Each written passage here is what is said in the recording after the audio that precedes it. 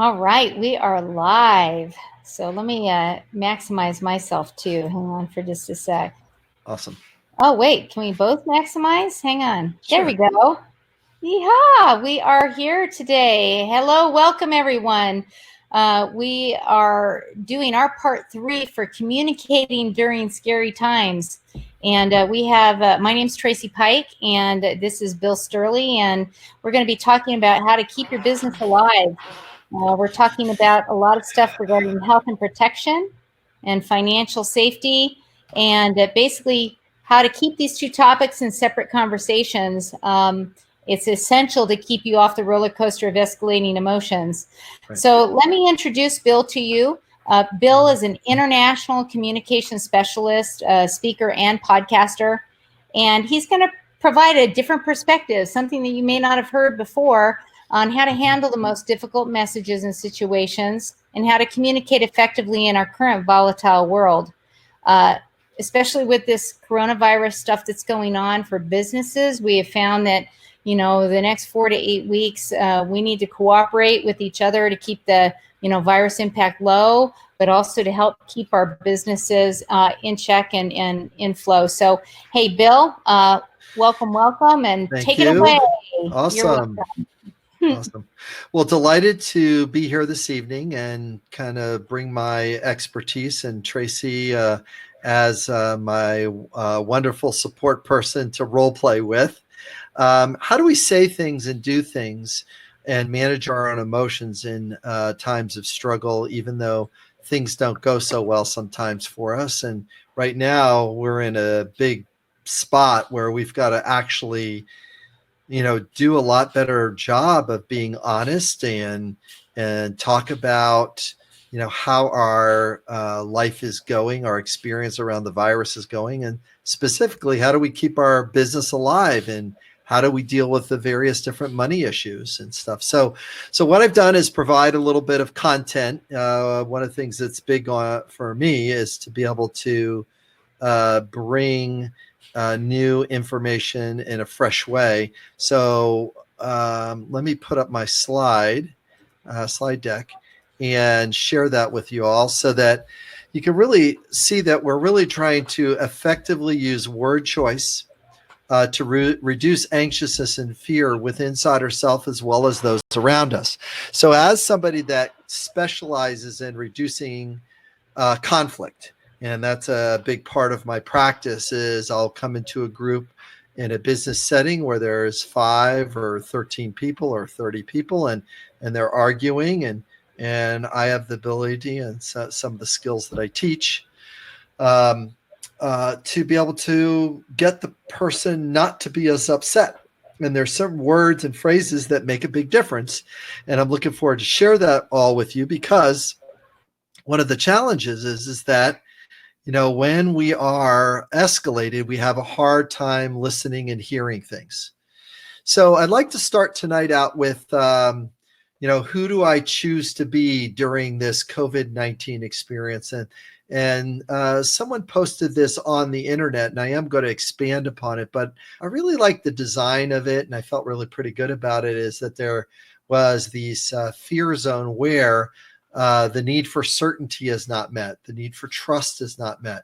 And I'm looking for somebody else to take accountability instead of looking to myself. So you can see there's some funny things, also some upsetting things. I search and share everything on the internet, and I get irritated easily. Irritated is really when our need for maybe truth or certainty isn't met. Panic is most certainly, I panic buy, that's certainty. So I'm going to buy stuff so I have certainty regarding food. Act like a victim is more like when we're trying to meet our need for either acknowledgement or recognition at the expense of others. I want to make it somebody else's problem, not really mine. And hoard toilet paper and food and medicines that that is above what I need also has some problems to it also. So the main thing is that each one of these different elements, as we go around here, are affecting different needs of ours. And as we get into the learning part, I start to let go of control, but assign control to things that actually I have control over. See, we actually have control over staying in our house. We have to actively choose to do that. Once we actively choose to do that, we actually have control over it. It's kind of like strange. I stop consuming, that which causes what's harm. So I'm not eating and drinking news media the way I did. I'm just going to select things that are going to feed or stimulate or get me the information that I need. I make a program for myself and make use of my time. I start to restructure my time. And it's a funny thing, and Tracy and I laughed about this the other day, is that I had made some plans this year in 2020 to do these destination retreats and conferences that I was going to be facilitating. Well, all that work I did over 3 months, guess what? Poof. I have to retool that because nobody's traveling anywhere, let alone coming to a business workshop or a intensive conference or something that is going to, make a difference. They're not going anywhere. So I had to retool, rethink about my strategy, and start to contribute to people in a different way. Looking for new opportunities down here, very, very helpful. And then the growth mode. How am I thinking about others I can help? Well, right now, this part is about the growth zone is me and Tracy helping others, shifting perspective, live now with a clear picture of what's next. What's next, Tracy, is we're going to be promoting and designing a workshop for commercial real estate agents. Mm-hmm. Now, Tracy doesn't know that. I just let her know that because I just found out about it, a couple of days ago. And so we're going to do a webinar. Here's a commercial real estate person that's used to meeting somebody face to face. And now they got to be virtual about it. They've got to change their habit. They got to look at their money structure differently. They have to collaborate in different ways now. They have to build trust online with somebody. Yikes. We have to bring a lot of compassion and empathy to their situation, right? Because they can't do what their habit brain is used to doing. I'm not in a waiting room, in the in-between. Still, there are people that are in the in-between waiting rooms. They're not in action quite yet. They're still back here in the fear zone or the learning zone. And this is how I'm going to make my life or have my life be in this moment and really kind of enjoy that experience, because we've got to get used to consistently separating inside the narrative between, is this a conversation about physical concerns, health and well-being, or is it a conversation about financial concerns? Here's the physical concern conversation. I want to make sure I'm getting health and safety and clarity for myself. And then for others, family members, protection and care for my community. But the financial concerns, how am I going to retool my money, and how am I going to get re-engaged, in the process of getting stability and clarity and trust for myself and others. So Tracy, how's this landing on your side? How's this showing up so far? So for me, I'm thinking about, what we talked about to create a mental pivot. And, your two major topics are, health and protection and financial safety. And for me, landing on business, because I've been a business owner for I don't know how long. I've owned my own design studio for 15 years, and I've been a business owner prior to that. Financial concern right now, we've got this health thing that we're trying to protect ourselves from, but we also have this piece from a business perspective that is really kind of, where's the safety? Where's our safety net? Because this is our livelihood. Right. There are businesses out there that have been deemed essential and are still open, but there are others, like I've got clients who are hair salon people, people who have printing businesses, that basically all of their companies that they deal with have shut down and their safety is completely gone. So how do you talk about the protection part and that financial safety part in the same conversation? How do you do that? So it's kind of landing on me as like, question? How do you empathize with that piece? So I'm going to do the short answer, and then we're going to ask other people for things here in a moment. But the short answer to your question is I want to empathize with the upset, which is, but first you got to find out what the upset is, Tracy. So is the upset having to do with, in the financial space, is it about stability of money over the next 3 months? Is it about clarity on filling the forms out for the PPP, SBA, right? right? SBA. Or SBA, or and then trust. Is it a conversation that's built around trust about when the money is going to show up? Certainty. Do we really have a date? And has anybody received their checks yet? So we don't know. I haven't received my checks. Tracy, have you received any checks for you? No, but I do have, just like you showed in that previous slide, people I've surrounded myself with who are in the know.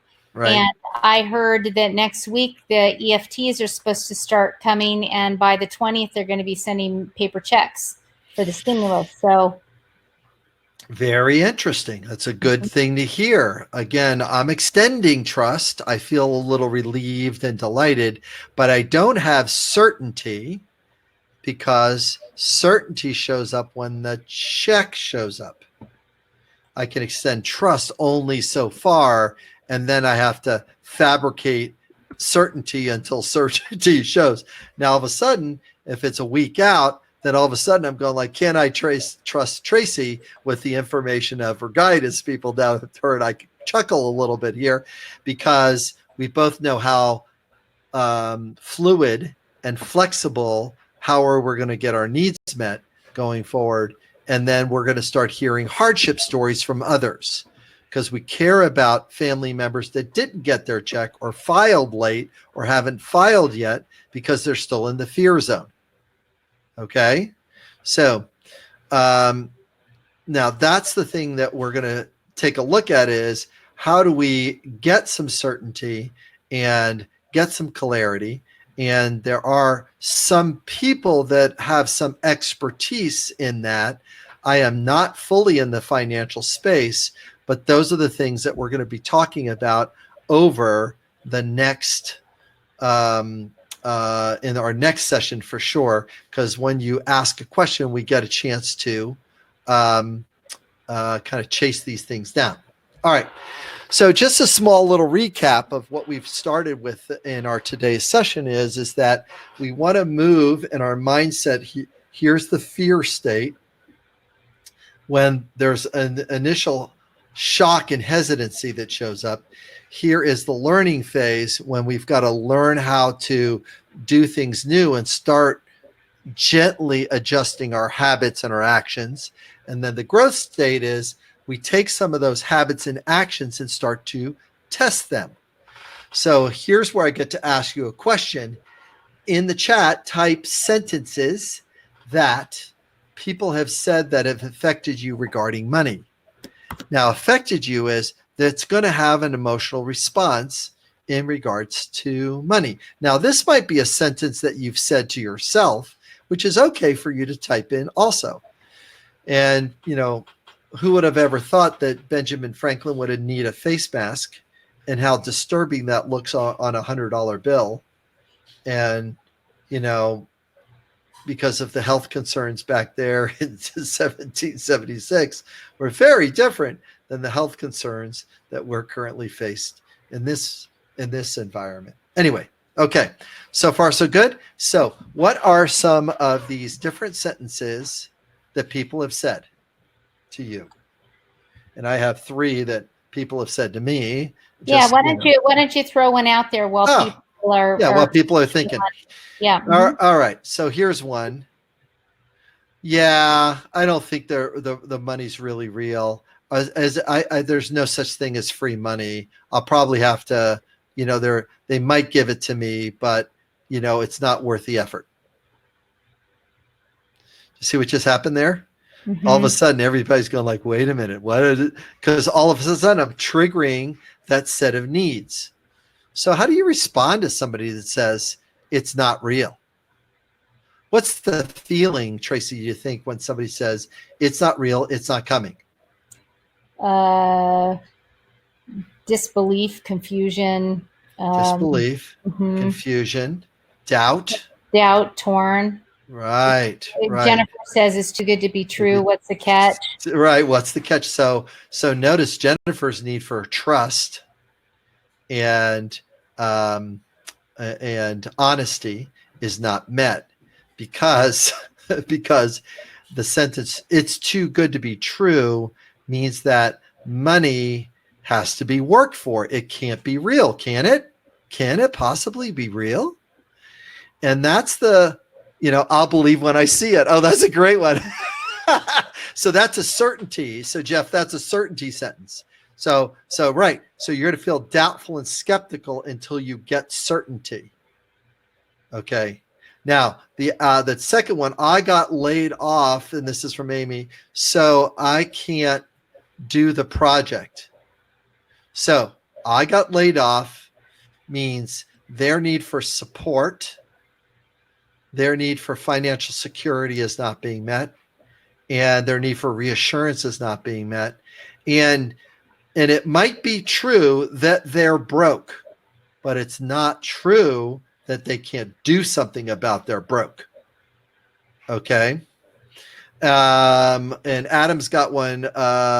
350 billion is not enough.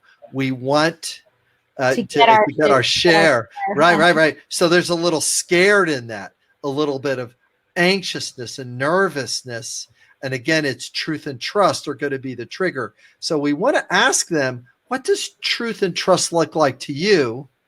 And what would the number be? So Adam, I would try to find out what the number they think is enough.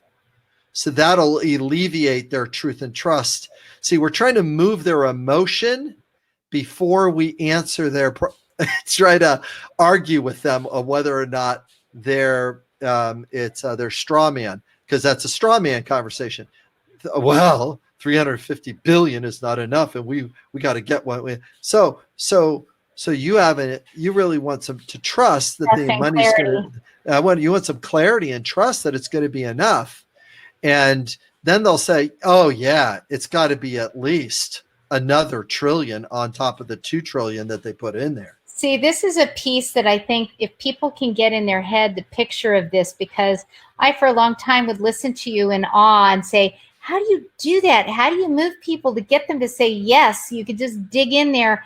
But there's this picture that Bill has used, which is this hamster wheel. And you know how hamsters run on the hamster wheel and they run, and another hamster tries to climb on and it flips on its side. It goes up and down and around and around and around. And that's what I picture you basically saying, I'm not going to step onto that hamster wheel. I am not stepping on that wheel. I'll watch you run it. Right. But if you step on it, that's what's going to happen to you. You're going to get caught in that thing, and all of a sudden you're going to get tousled around, and you're going to end up walking into something that you don't want to walk into. So exhausted. By being observational, which is what you're doing, you're saying, oh, well, let's find out what that need is. Then that you can actually have a compassionate and empathetic talk with them. That's right. So truth and trust are things they need to define for us, rather than us jumping on and trying to run as fast as their brain is running. So it's the sentence. So Rick threw one up there. I'll never figure this out. It's too complicated. And the forms online, that the 2 forms that I filled out, just to take myself through the process, and because I want to experience what it's going to, is this real? Because guess what? People in my world are asking me, is this real? And I go like, well, I don't know. I'll fill it out and see if it is real. So I felt curious instead of doubtful. I wanted to make my own need for trust to see if ease was really possible. Now, there was a couple of questions I go like, well, do I put this number in and this number in? And then I then just asked my financial person and said, hey, what number is, going to be the, the one that's going to work best, right? And that's the thing to really kind of get a hold of and stuff. Now, the news media, what they're doing, regrettably, is they're not doing a good job of differentiation, and most certainly not a good job of empathy. So they do an okay job of sympathy, but sympathy is like eating a candy bar and pretending it's a meal, right? So you can take a bite out of sympathy. It's like, oh yeah, that must be tough for you. It's like, oh yeah, here's what's tough for you. How about if I hit you in the nose? It's like, I don't want sympathy when I actually need some empathy for things. Right. So that is a big part of it, is because I do need truth or trust, and I do need reassurance, and some of us do need hand-holding support to meet the need for certainty as we fill out the forms.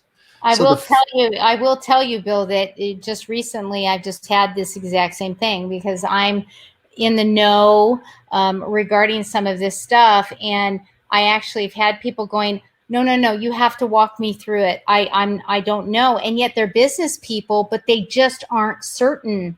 They have no certainty, and they're not troubleshooters. So the other thing is, I have to give empathy to these people who really don't have a skill set that they're digging in. They want somebody to go, okay, give me stability, give me certainty, and walk me through this. And once they've done it, they're like, oh, that was easy. And I'm like, yeah. But they needed the empathy in order to start the walk. Yeah, so the emotional part of the brain is shutting down the higher functions. See, if we're running from something that's chasing us, our digestion shuts off, because digestion is not important if you're running from something that is going to eat you. The same thing with the higher function of the brain, is that I am running or protecting or hiding from something that is unseen. So there's the larger question statement that Amy wrote down, which is huge. When media does this, all the markers of a global recession are there. It might slide into a depression. Now, none of us lived through the Depression.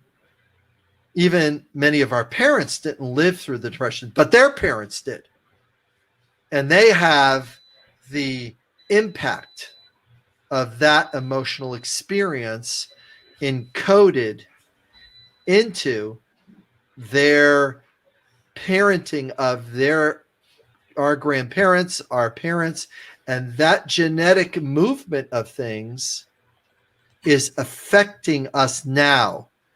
How do we fight it back? How do we fight back that emotional escalation? Well, first, being in this present moment and doing an inventory of the needs that we are actually getting met here. So one of the things that I'm working with 2 different companies right now, and their company has a virtual staff meeting once a week. And the business owner and the director of this one agency are having me in to talk for the first 15 minutes to de-escalate the entire team. And then they have a nice, productive 45-minute meeting, a 45-minute productive meeting. So I de-escalate everybody. Okay, everybody, tell me what your complaints and what you're worried about. What are some of the things that are coming up for you? What are some of the thoughts? And let's make it safe, because we're all in this together. How can we get each other reassurance so that when we start the body of this meeting, you're not dragging that emotional energy into the productive part that we need to have, called rallying behind what is happening to us and all those around us, our clients, our customers, our staff members, we got to like rally behind this. So does that make sense? Because we want to really do a better job of taking these big things and be able to deal it. Now, here's the caution. So with Amy's statement there, and I'll go back to it now to put it up. There are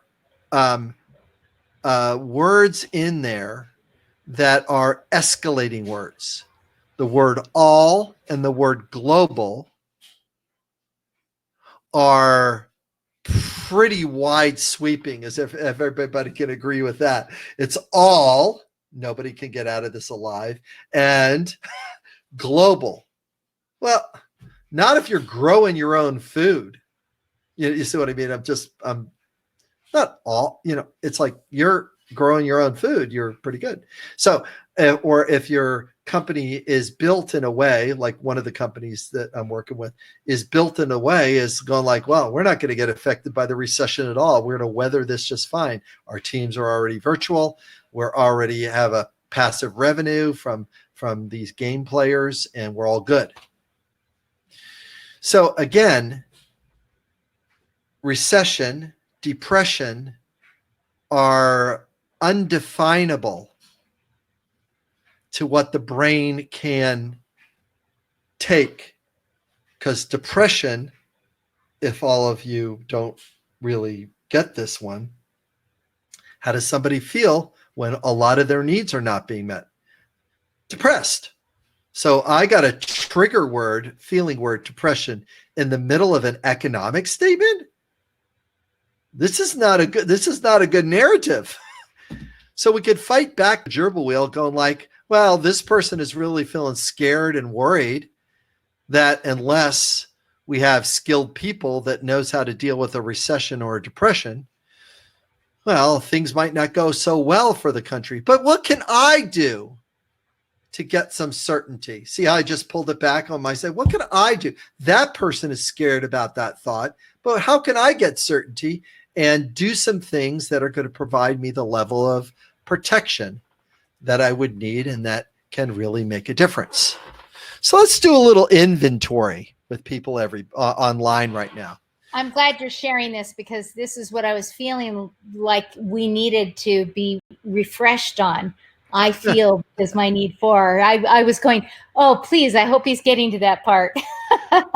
See that? See, Tracy doesn't know what I'm going to surprise her with the slide. Right. That's right.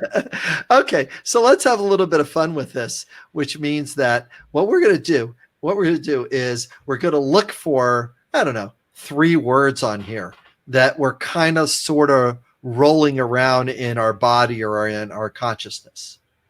Okay, so now it depends on what your thought is, or it depends on what media you're watching. Because if you're watching a media that is kind of giving you some facts, unsettled, worried, anxious, they're giving you some good facts, and hesitant, torn, and confused because they're giving you some good facts. If you're watching media that you don't like, or that's not in agreement with your mindset, then you're going to do the frustrated, irritated, annoyed, or even bored, exasperated, and numb, because those are things that you are not as much in agreement with. So notice I stopped at the double line, right? I stopped at the double line. I just went, well, I kind of want to stay above that, because if I let another thought go on top of another thought, go on top of another thought, I'm going to drive my physiology down.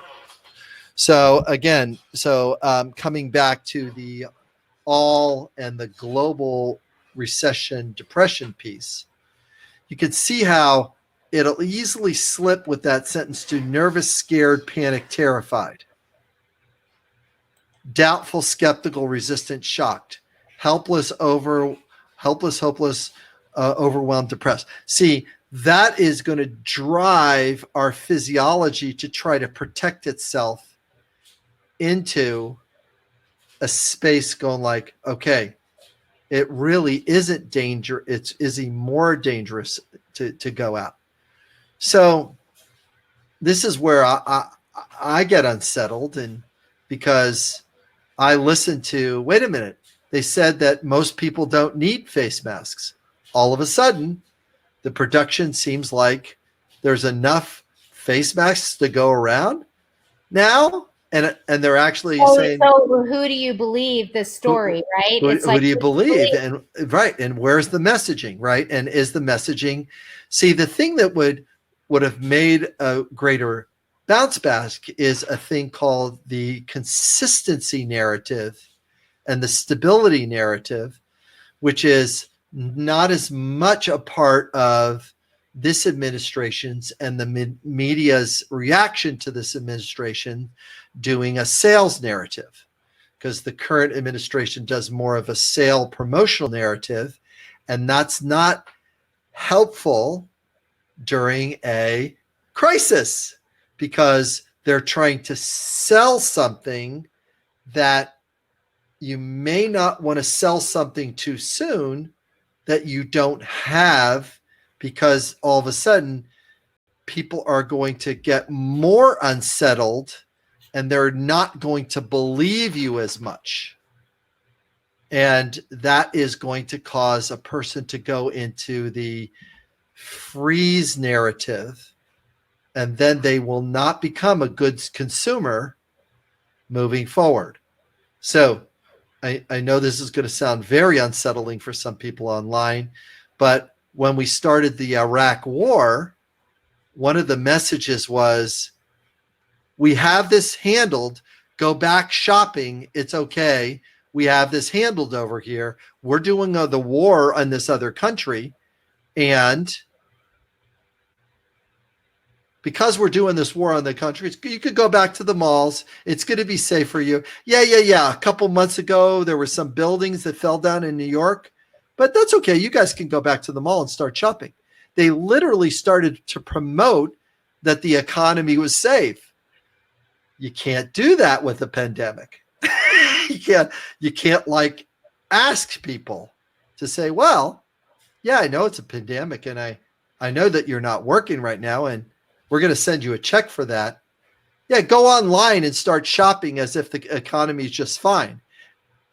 Because there isn't certainty about 1 month, 2 months, 3 months, 4 months out of not having a paycheck. There's not certainty in that. So you could see how the energy regarding language is so valuable. And if we don't know, okay, so let's 2 or 3 people or 4 people or as many people that would like to go and type some emotional words that off of this sheet onto the chat box so that we can play a little bit. Okay. Yep. We'll watch for them. I do know while people are typing that I know one particular business owner who they have not been out of the house for 2 months because they've been so scared. They've been ordering stuff off of like Amazon food and doing these things because they have a spouse in the house that has some underlying issues that she's just afraid the health part, even though she's a business person, the health part has completely got her locked down. I see. I mean, so the empathy part of it, you know, how do you deal with something like that you don't want to say, well, you're just being silly, go out, you know, what are you doing? How do you speak to someone that's like that, they're so locked up? So it's the first statement. The first statement is state the obvious. That's the first statement, which is, could you make it as a question? Could you be feeling scared and you need safety and trust to go out, comma, is that correct?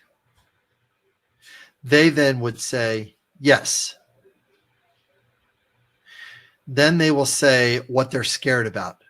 Well, what does safety look like? What does safety look like? So would you be willing to tell me what the safety part would look like? Well, safety would look like that I don't breathe any of that in. Okay. Well, How would you get safety from that? Well, I guess I could wear a mask. Mm-hmm. Good idea. If you give them the answer or tell them that they're silly, just wear a mask, they won't wear the mask. They won't go out, Because even though they didn't think of it. because they didn't think of it and they did not connect it to their need and they didn't come up with their own solution under their own power. It's too external for them to hear an answer. Does that have to do with that elephant brain that you talk about? That's right. The elephant brain is already sitting down. The rider, which is this little guy with a stick on the top of it, needs to tap the elephant to get him to step back up. Because most people's elephants are going to be sitting down, not just 1 month, not just 2 months, but 3 months before the elephant even moves. So, well, if I need to get the elephant to move and I want to tap him on the head, I don't want to hit him on the head with a plank. Go ahead, it's okay. But no, I gotta tap the elephant gently. What does safety look like to you? What does trust look like to you? What does certainty look like to you? So we have several people that have put some things down, like Rick has said, numb, frustrated, and confused. Yeah, those are good feelings. I love all those feelings. And you'll notice that when I talk about feelings, I call them all good. So a good feeling, because it's Rick, it's pointing you. Numb is you're seeing and experiencing the duality of not being able to get people to have a healthy conversation. And it's a little numbing. I'm with you there on this one from time to time. I'm going like, really? I got to unstick people? I'm a little numb about this, right? Now, the frustration part of it might be about around truth or even leadership that you would like to be different. Even honesty around leadership that you would like to be different.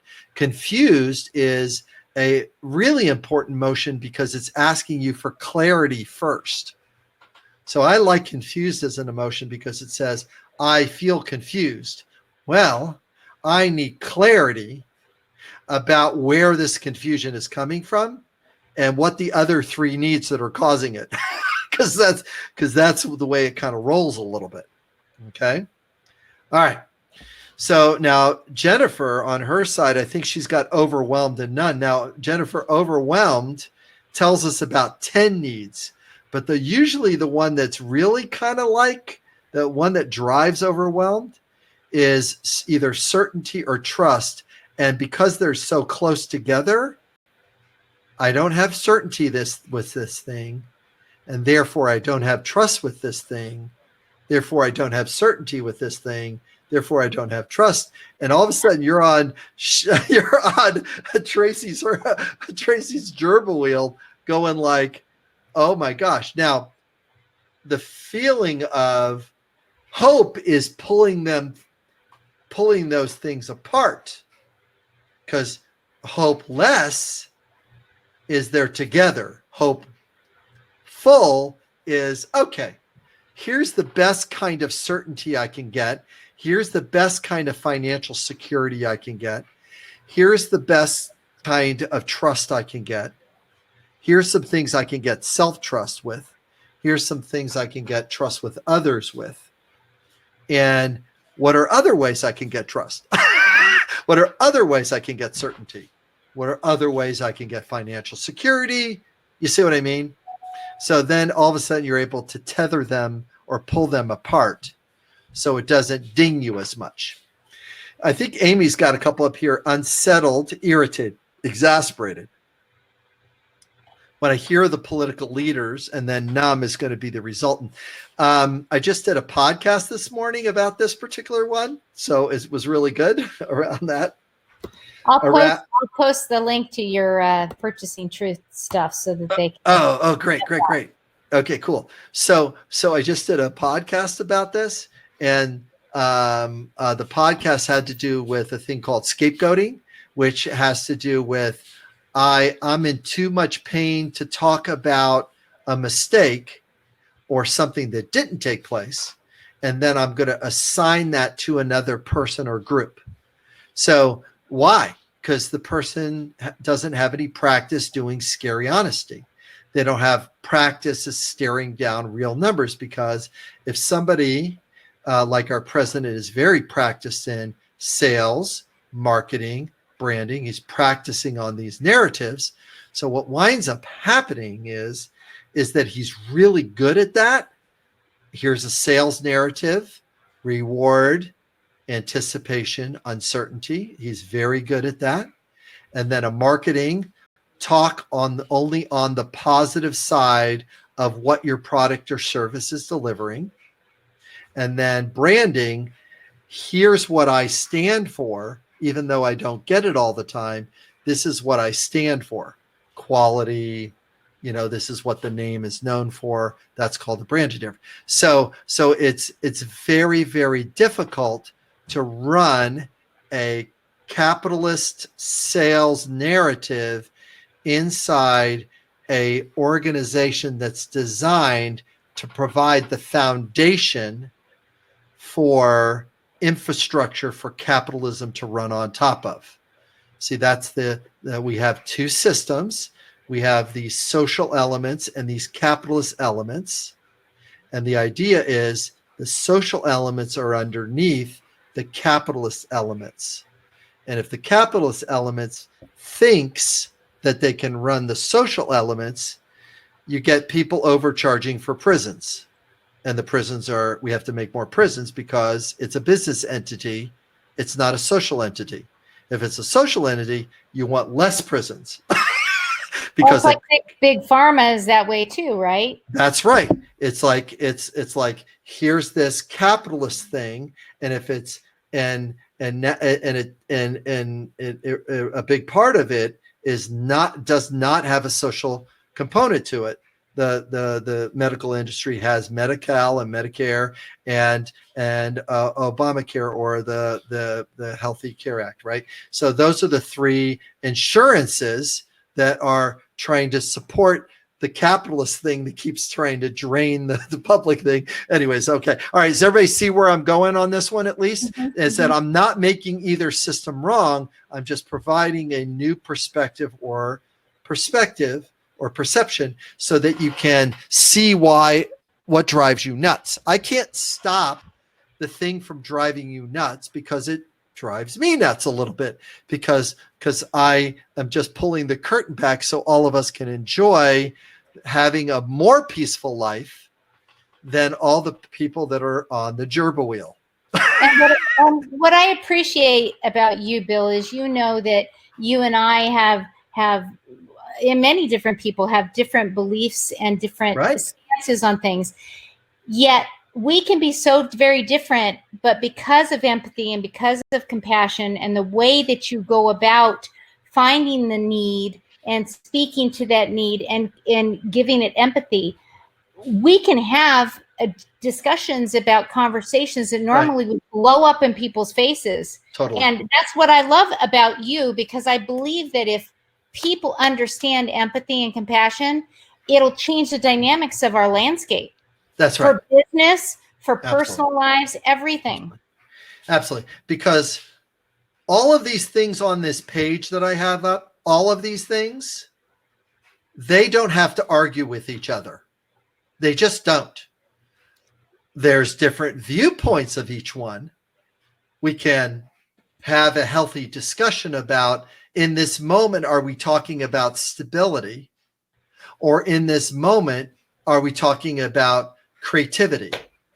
You see what I mean? In this moment, are we talking about how to get the need for information? Or in this moment, are we trying to engender trust that I'm a good leader? Well, sometimes I can throw, truth under the bus because I'm trying to reassure my voter that I'm in charge. Now that's problematic. If you keep doing it. I think there's a story of the boy that called wolf too much. Yeah. That's the story. It's like, we don't believe you anymore because the truth is not in your voice anymore about the wolf is going to get this, because you want to help, you want to get, your sheep taken care of. And now when you call it, they're not giving you reassurance because, hey, you've went to the well too much trying to say you needed help, and you really didn't need help. You just didn't want to do the work yourself. Okay. So does that make sense? Is that we can have a healthier narrative with ourselves and others by engaging, what does this thing look like? What does physical safety look like? What does predictability look like? Not overreacting, not underreacting. What is predictability? I don't want a sales market or sales narrative or a marketing narrative in the middle of my pandemic, because we are now number 2 in deaths in the world, and that's not a good thing. It's just not. Okay, so here are some things to get used to not doing. Okay, here's 5 things. We're not doing. This is the big NOT, right? Not. Yeah, we are not doing these things. Okay, we're not going to over-explain. We're not going to generalizing the actions or the results. So that's Amy, like all the global, right? It'll never come back. And as well as the globalization, it's going to get upsetting here. This is going to be over very soon. That globalization is worse than the virus, because it's allowing the virus opportunities for people who think it's going to be over very soon. And all of a sudden, they just brought it into a nursing home because it's going to be over very soon. I'm going to visit grandma this week. Well, it's not going to be over very soon, especially if you bring it to grandma's house. So we're actually hearing that it's going to change the dynamics. People might not be shaking hands anymore. It might be changing the way that we go about our daily lives, just because this has been so in everyone's face about, how it has happened, that it's going to change it dramatically. Are you going to sit next to somebody or near somebody or stay in a restaurant when somebody sneezes? You see how I just triggered some of you people? Everybody's going like, wait, that person sneezed. What kind of sneeze is it? They don't have a face mask on. It was just a normal sneeze, because people sneeze because pollen gets in their nose. Tracy, you don't know anything about pollen in I'm in Atlanta. We're yellow. Atlanta, you're covered with pollen this time of year, right? That's right. All right, number 3. Communicating obsessive rules. Okay. Regrettably, President Trump gave one of these today. Darn it.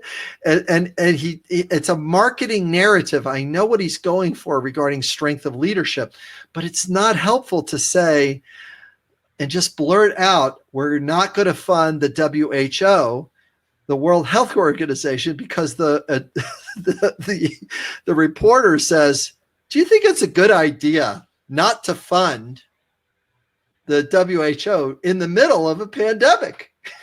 And then he says, well, I didn't say that. It's like,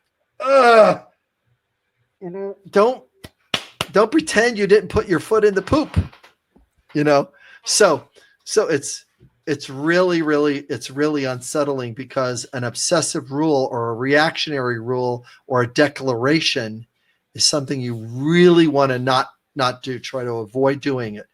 Just say, we're uncertain at this time. Here's what we know at this moment. This is my latest fact. This fact might change. We're allowed to do that. Now, is our screen frozen, or no, I'm not sure? It's not. She may have to just refresh her screen. Refresh the screen. Mm-hmm. Yeah. Sometimes that happens. Yeah. Okay. Over exaggeration of accomplishments. That's not a healthy thing to do, especially when people are in a place of loss. Okay. When people are in a place of loss, they do not want to hear an accomplishment that you've done. You're doing a great job. Meanwhile, one of my employees' father died.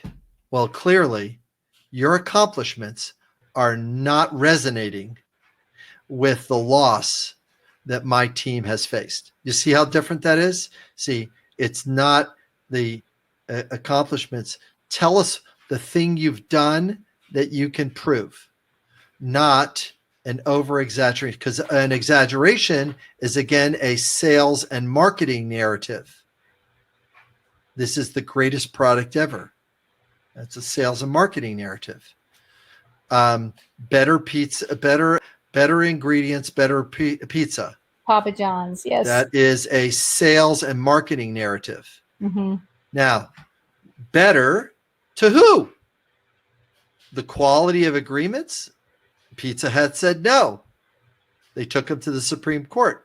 The Supreme Court goes, well, Papa John's, you can keep using the slogan, but you can't put it next to Pizza Hut, because quantifiably, Pizza Hut has proven that their ingredients have different quality than yours does, which is a true sentence. But they still get to use the slogan because the Supreme Court does not want to favor people's opinions, because it's a freedom of speech thing. Better doesn't mean better anymore. It's disturbing, but I don't want that narrative in the middle of my pandemic. I want people that are having a straightforward narrative. And then by proposing short-term solutions, we're going to be done and out of this in a short time. Again, not the strongest narrative. Does that make sense to everybody? Yep. Okay, great.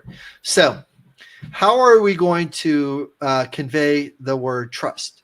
Truth and information, reassurance about that information, as well as reassurance about things, the way things are going.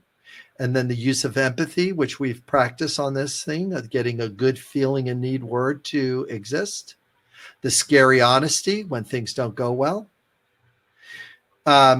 Timeliness with bad news. That's also a good thing. Now, here's something that I want everybody to watch for, and I want everybody to take a breath when you hear it coming. Okay?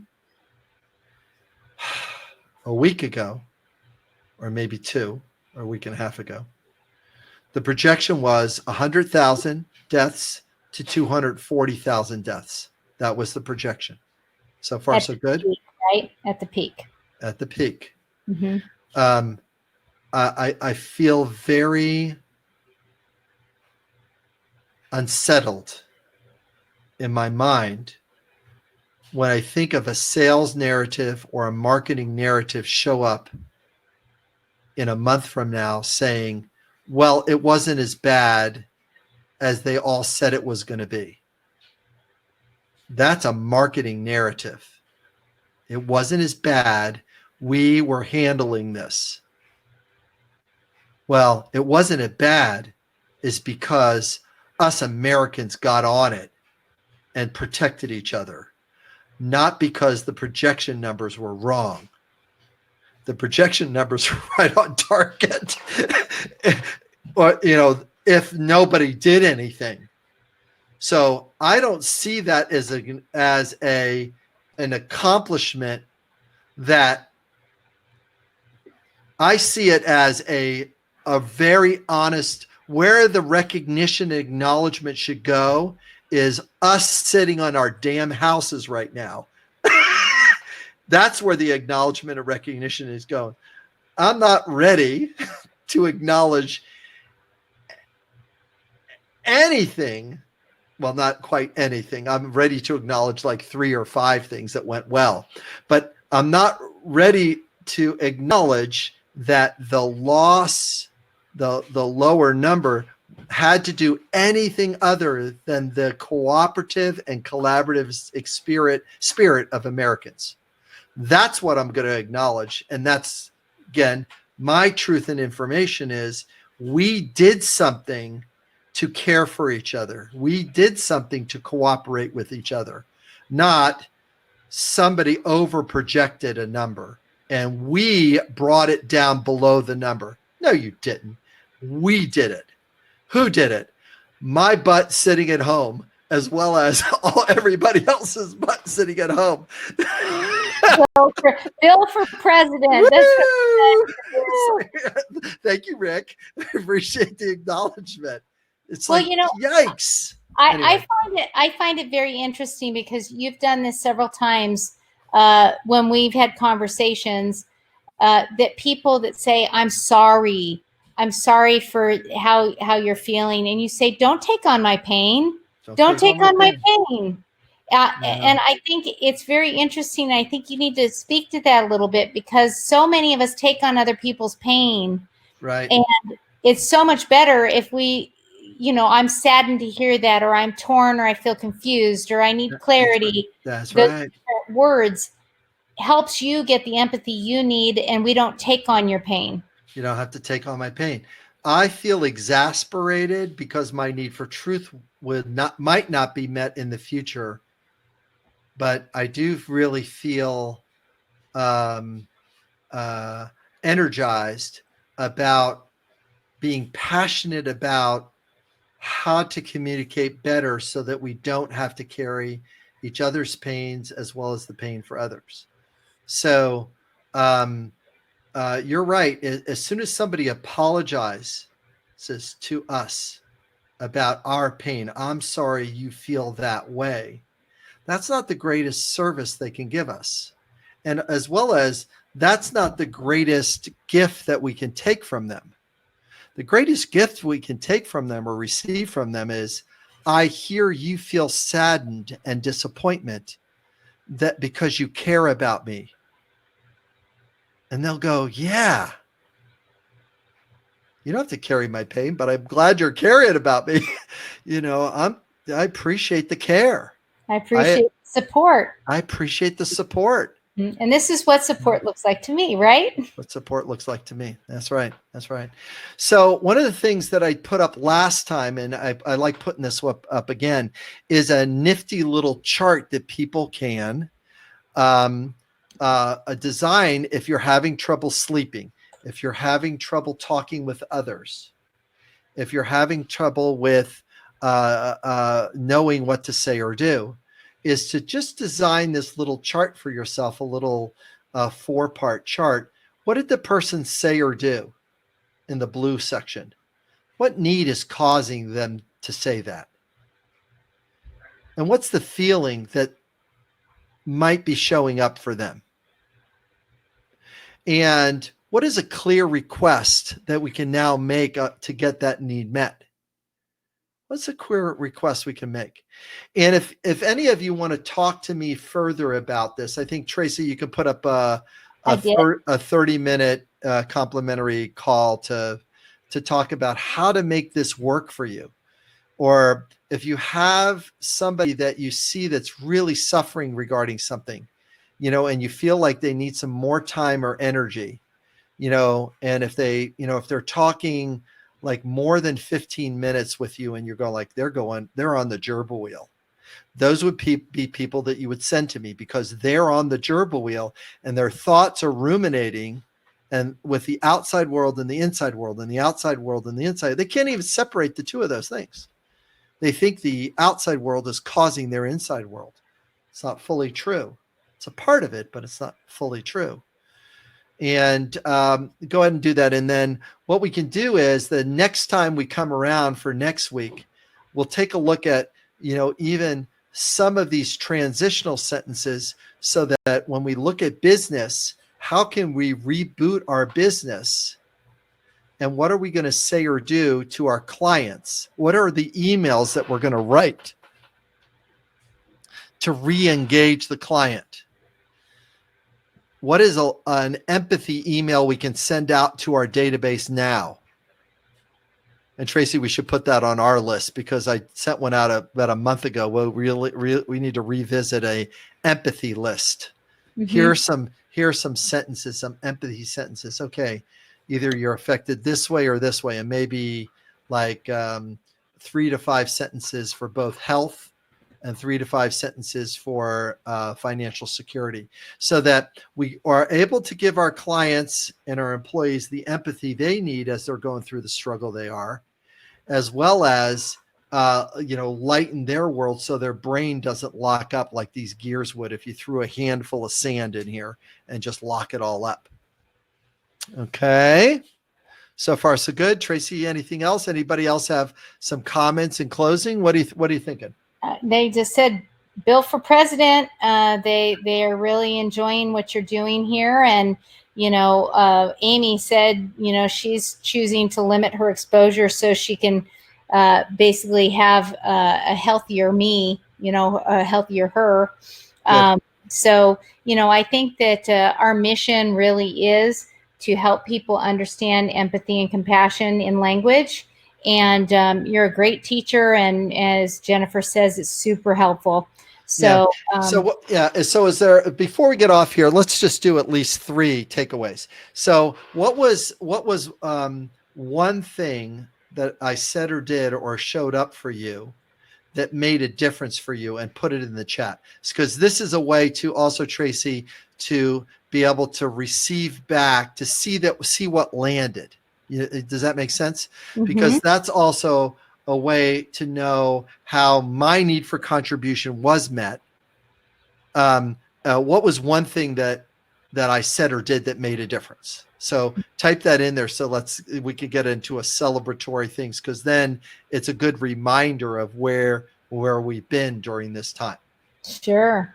So go ahead and write in there in the chat.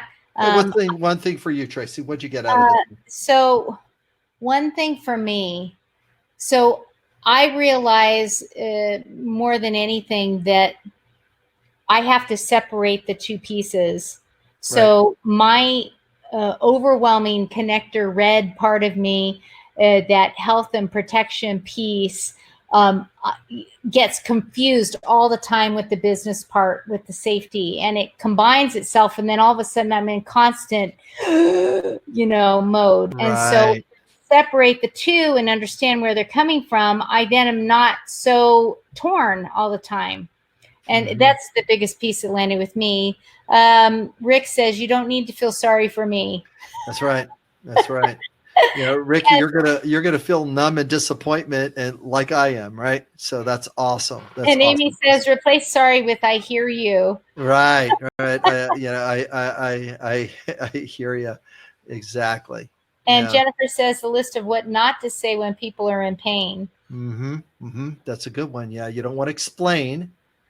You don't want to sympathize as much. Yeah. And a relatively neutral description of sales and marketing versus a trust narrative. Relatively. Right. Relatively. That's great. Yeah. And that's a good one, Adam, to pull apart, because a sales narrative is an enrollment narrative. I'm trying to enroll you. And then what happens is it affects the need for truth and trust. And then the sale goes away, instead of you just staying more closer to a truth narrative of what our organization is offering to the listener, because the listener has got to be a part of, and you've got to enlist them to enroll themselves into it. And that becomes a better client, a better member, a better a customer, and just so awesome. So awesome. So Alexandra says, thank you, understanding and breaking down our feelings. So really getting to the heart of what the feeling and need is, right? Yes, that's right. That's right. That discernment. So thank you so much for those comments. It's really important to get that feedback and to really see what lands, so that we can keep going down the path of reinforcement. So, hey, we'll be back here next Thursday, and we'll take out. Share it. Invite your friends and share it. That's right. And you're on our email list, so you'll get another email like this. And we've got to be able to get the healthy financial turn to take place, even though many people are going to be mourning the passing of loved ones and colleagues, and hear those stories. We can do a little bit of that work, but also we got to get into the rebooting of the business part of this thing, so that we can roll up our sleeves and contribute. Everybody be safe out there. Okay. All right. Have a great night, guys. Thank you. Thank you, everybody. All right. Bye-bye. Appreciate it.